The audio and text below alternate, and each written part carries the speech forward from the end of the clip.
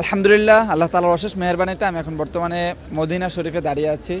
আর মদিনার সুন্দর পরিবেশ দেখতেও ভালো লাগে, আর হৃদয়ে প্রশান্তি চলে আসে।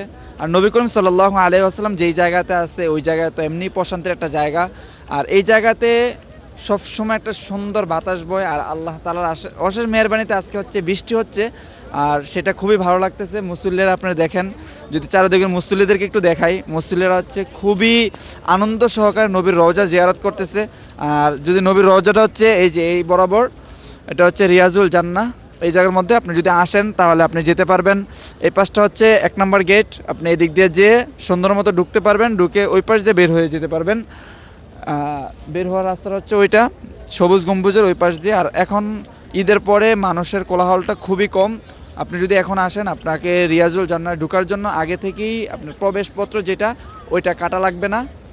আপনি চাইলে এখন দ্রুত আসতে পারেন। আসসালামু আলাইকুম।